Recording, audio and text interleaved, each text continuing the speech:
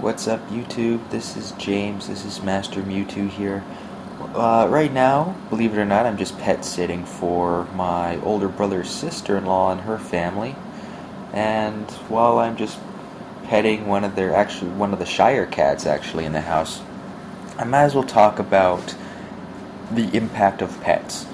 For those of you who are petless and are depressed, you know how hard it is not to have a friend, and a pet is a perfect example of a friend you can have, no matter what kind of animal it is. And what I find, for those of us who are a little more antisocial, cats are better because cats will come to you when they're ready, and you can go to the cat when you're ready. With dogs are a little more needy, especially as they get older. Things you can keep in aquariums or terrariums, they're good too. Like bearded dragon. Bearded dragons are adorable. A corn snake, all you have to do is feed. Corn snakes are pretty easy to keep because they don't need too much, and you can play with them. Well, I won't say play with them per se, but you can definitely toy with them a little bit because they're very easy to handle.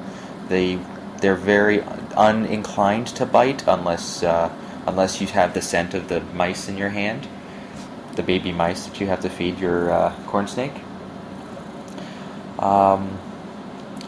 Yeah, when you're taking care of a snake, like I watched a few snake keeping videos, you want to make sure that you use tongs with food items because that way the animal does not assume that your hand is food, which is why a lot of people do get bit by their snakes because they feel that the snake can smell the food on your fingers. Even you might wash your hand a few times, they can still smell it. They're very sensitive to smells. With that being said, then there's fish. Fish are easy to raise. They're easy to play with. Definitely get something a little easier to take care of, like a goldfish, because goldfish can handle a lot of different.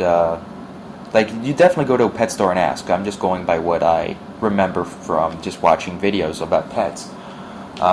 You have to take care of your pet according to how specific your pet needs care. Like with dogs, daily walks, brushing, grooming, all that stuff. With cats, they groom themselves for the most part, but I'm getting so much cat hair on my hand right now and I can taste it in my mouth because I breathed it in. But this cat is purring like a finely tuned Ferrari right now. So I'm feeling pretty nice right now just petting this cat. And she's a shy one too. Usually the Tom Bentley's a little more approachable and a little more defensive and very, very dominant because the dog that's here as well is very old. And if he was any younger, then Bentley would be a little bit more respectful. Like, they give themselves a wide berth because they know that shit's going to go down, right, Portia? Anyway. But definitely, you have to make sure that you make enough money. You have to make sure that you have enough space in your home before even considering introducing a pet. Because if the pet is in a small space, if it's a large breed, like for dogs, if it's a large breed, then you want to make sure that there's a large space, like a large backyard or daily walks. Depending on the dog species, depending on the breed, like a Great Dane, you might be okay with a smaller space because Great Danes don't exercise all that much because of the fact they're so large, but they still need daily exercise. But the one thing you have to keep in mind is you have to make sure that you have all the necessities for the animal involved, such as food, shelter, water, some toys.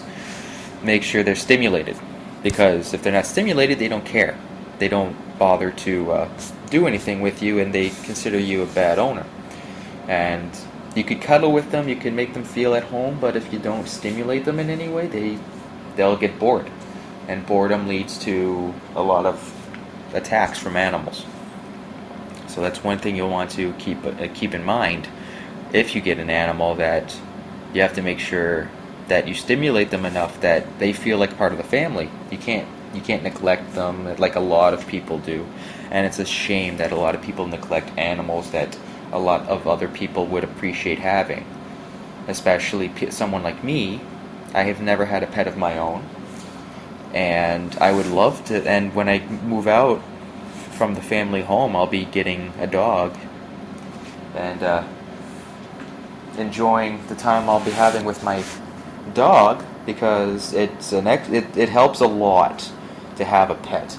Exercise, your own stimulation, sociability. You actually can learn how to be more sociable with a pet, because the pet itself will be able to help socialize you in a sense. You socialize the animal socializes you, because you'll end up walking into a lot of other pet owners.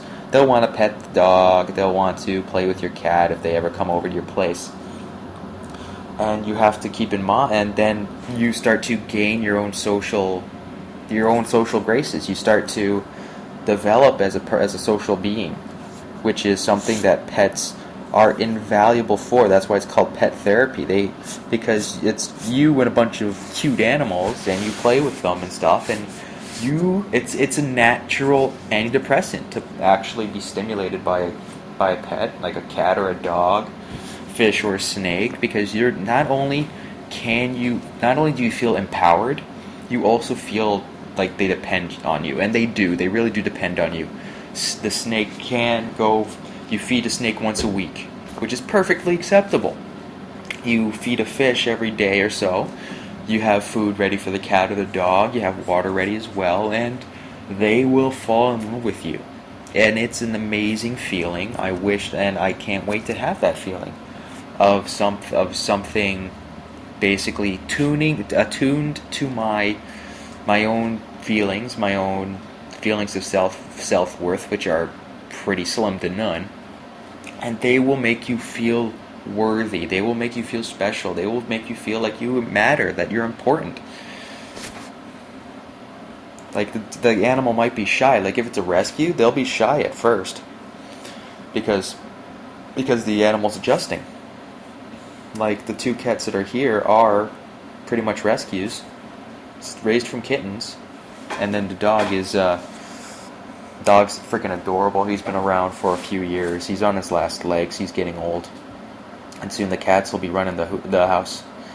But with that, it's being said, if you can afford it, if your parents can afford it, if you have the proper living quarters, by all means get a pet. But you have to ask. Make sure you're educated. I stress this in a lot of my videos. Educate yourself, because you have to make sure that you know exactly what you're getting into. Like people getting baby alligators, they have to make sure that they have enough room, and that's a lot of money spent and a lot of time spent as well. Snakes, not so much, but they still depend on you. Fish, make sure you have the aquarium set up properly. Depending on the dog, if it's a show dog especially, you want to make sure that you have everything set up. For your cat, the cat will take care of itself. Just make sure you have plenty of treats laying around, so that the cat, and catnip helps a lot too. Yeah, that's basically it. Just stress education and experience. So you want to definitely talk to someone who works at a pet shop. They'll know. Talk to a vet. A veterinarian is invaluable. They'll be able to tell you, like, certain breeds will have certain problems. If you can, talk to someone who runs talk to a breeder. That's what I wanted to say. Talk to a breeder. The breeder will be able to tell you about certain things to a breed. And there's always looking online. Like if you end up getting a cross, which I encourage, because crosses have fewer problems because of the inbreeding. So it'll be more likely to be healthier in the long run and live a little longer. But if you end up going to a breeder to get a dog there, make sure the breeder is credited. Make sure the breeder has all the stuff the breeder requires, like certification and whatnot. It's a lot of work before going into something. It's like going in for a job interview. You want to have a lot of knowledge about the company ahead of time, in order to give the best you can to what you're taking care of. Like if you end up working at retail, You have to know a lot about retail. If you're working a warehouse, you'll be taught and you'll get to gain experience from learning at a warehouse. With pets, you want to make sure that everything is perfect, like everything's pristine. You want to make sure that everything is coordinated so that the pet is comfortable with you. Obviously, don't sacrifice your home for your animal, but you have to sacrifice some for your animal. It's like with children. It's like with anything you bring into this world to take care of. You have to be prepared completely to take care of it. Anyway, I think I've ranted enough. I think I've said enough. This is James. This is Master Mewtwo.